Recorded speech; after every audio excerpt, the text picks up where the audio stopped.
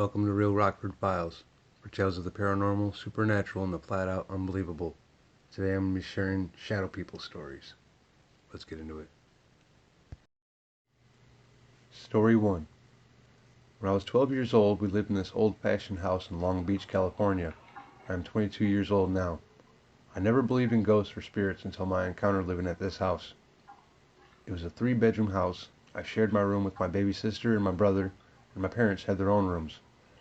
Every night when everyone went to sleep, they would close their doors except for my room. I don't know why, I just didn't like my door closed. We had an extremely long, dark hallway. There would be some nights where I would stay up to watch Disney Channel while everyone in the house was asleep. One night, when I was the only one awake, I was watching my show as usual when I saw a tall male figure in the corner of my eye peek into my room, and when I turned to look, he would back up and hide. For some reason, I didn't feel really bothered by it, so I just kept watching TV, and once again I could see him peek in and out of my room, and every time I would look, he would disappear. Eventually, I got so tired I just fell asleep because it was late. On this one evening, I was in the kitchen making eggs, and from my kitchen, you can see the hallway because it was like an open kitchen bar, where you can see out into the living room. Well, while I was making my eggs, in the corner of my eye, I saw the tall shadow man again, just peeking, and I couldn't really see his face, but every time I would turn to look, he would disappear.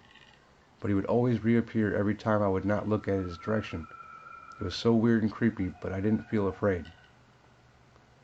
Finally, one night, when everyone was asleep except for my brother, because he had his girlfriend over, so their door was cracked open and their light shined into my room.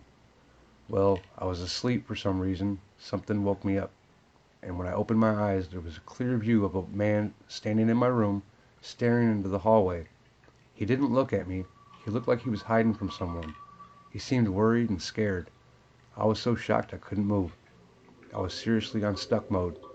Eventually, I snapped out of it and turned my lamp on, and when I did, he turned and looked at me and slowly vanished. I was so spooked I slept with my lamp on. We eventually moved out of that house, but I'll never forget his face and all the times he would stand in the hallway corners. Story 2. It's been a while since I shared anything, since I only had one experience whilst I was a child. So the spirit slash demon slash creature thing that I deemed the Shadow Man has come back into my life. And before I say what has started happening, I'll explain a bit about what happened when I was a kid. Basically, when I was younger, I had a spirit stalk me wherever I went.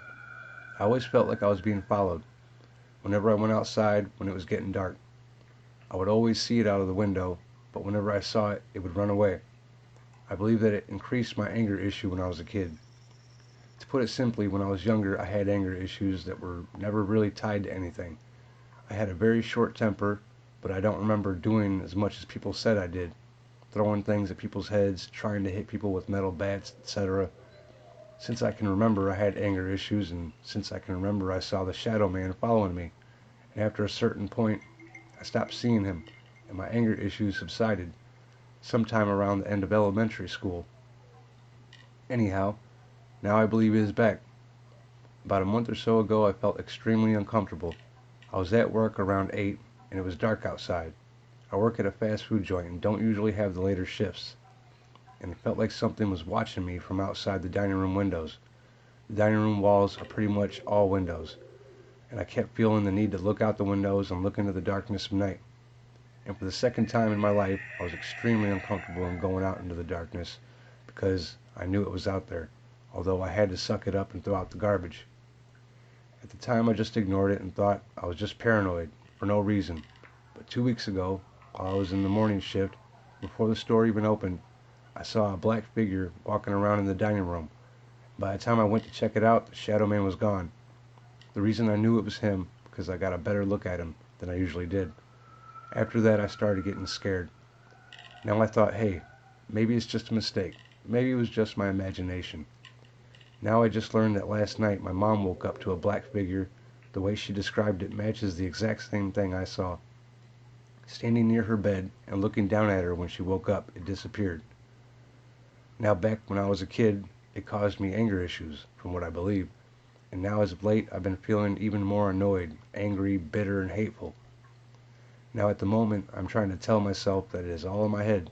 but I was wondering what anyone else thought, and is there a way for me to get it out of my life?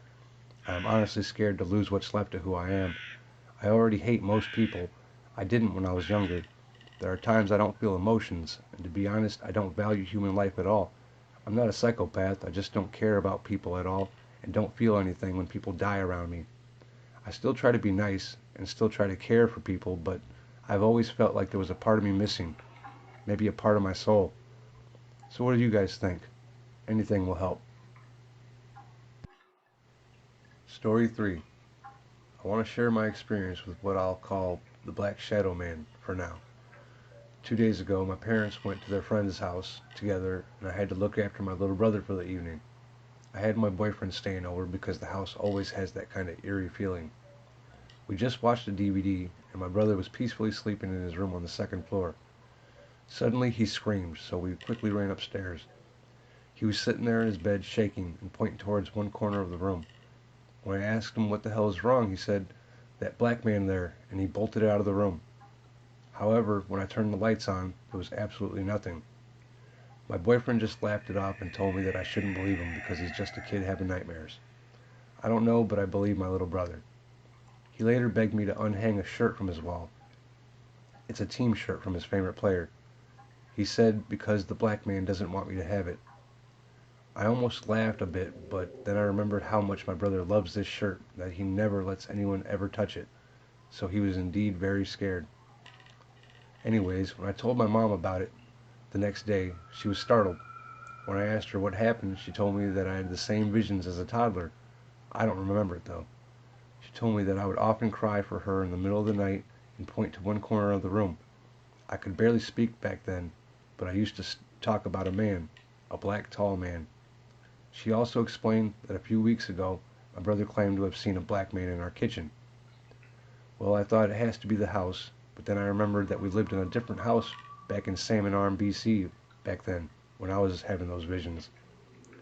Now we live in a different house on an island which is nowhere really near there. So it wasn't the house or the place. Does that mean it has to be us? It's scary to even think about that possibility. Is it just coincidence that me and my brother both experienced the same thing without knowing about the others? Do you think it has to do with us because it happened in both houses? Story 4. Around 3 years back, my family used to own a new 4-bedroom villa in the suburbs. My dad was working in another country, and so only my mom, my sister, and I used to live in that house. I used to visit during the weekends or holidays since I was doing my master's in a different city. While I was home, we three used to sleep in the master bedroom downstairs, mainly because my mom was paranoid about burglars and sought strength in numbers. I have had several experiences in that house, but I used to push it off as recesses of my consciousness and explain it away as my eyes playing tricks on me. The incident I am going to narrate is very significant to me since it proved to me beyond a doubt that these incidents were not a figment of my imagination. This is one of the first incidents that happened since we moved in. There is a saying in India that you should lie with your head facing east or north, but never towards the south. When I used to come home, my mom used to place another bed alongside the king-size bed so that we all can sleep parallel to each other. In order for the beds to fit, we had to place the beds in such a way that when we lay down, we used to have our head to the south.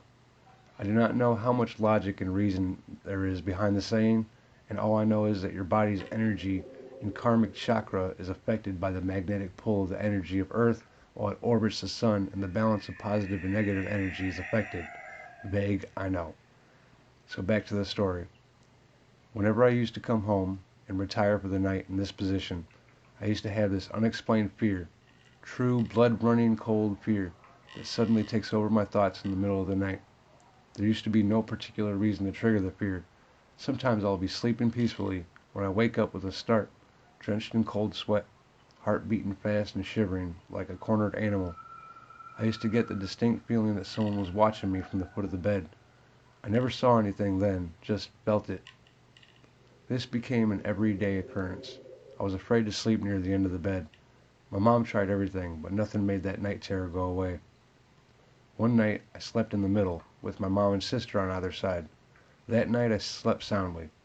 Next morning, my mom made a shift around the furniture in the room so that somehow we managed to have the huge beds placed in the right way, with our head facing east.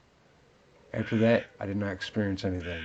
To this day, I still do not know whether placing your head in a particular way while you sleep affects us in any way or not. The day I was going back to my dorm, my mom revealed something to me about her hasty decision to move the bed's position, which still gives me chills when I think about it. The night before the shift, my mom was sleeping where I generally slept, and she too woke up in the middle of the night with a strange feeling.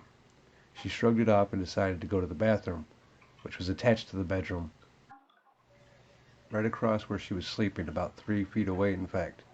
There was a cupboard a few inches away from the bathroom door, and this created a slight gap big enough for a child to sit in. The room was flooded with light coming through the window from the street light outside. In this light, my mom saw a dark shadow resembling a person, a man sitting in that corner between the cupboard and the door. It had its head on its knees in a weird posture, and as my mom looked on, it lifted its head and slowly stood up and glided up the wall and vanished. My mom was totally shook up, but she went over and turned the bathroom light on. She saw nothing in the corner that could explain away the sighting. There was no vehicle that passed by on the road either, for its lights to create shadows on the wall. Now my mom is a very practical person, and she would never say something like this as a joke, or unless she really truly believes what she saw. This cleared all my suspicions. After this incident, we had a priest come over and do a cleansing ritual. We call it puja in our home, and we didn't have that particular event again for a while.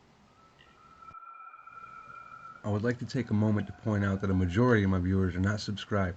If you could be so kind as to subscribe, click like, leave a comment, maybe even share the video, it will go a long way in helping me get recommended.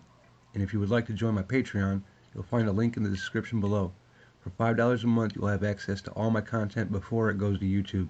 That goes for stories and my newest edition, short episodes of my mini haunting series. Now, let's get back to the stories. Story 5. I've always lived in Oklahoma. We have lived in the same house for 20 years. My dad had previously had the house built during his first marriage, and then later moved back a year after I was born. My dad and his family have always lived in this area. My grandparents used to live in the same house where my uncle is now. Another uncle used to live behind our house. Also, another to the left of our house. There was an old 2-story house that sat next to the grandparents' house they lived in at one point. We came from a large family of Choctaw Indians.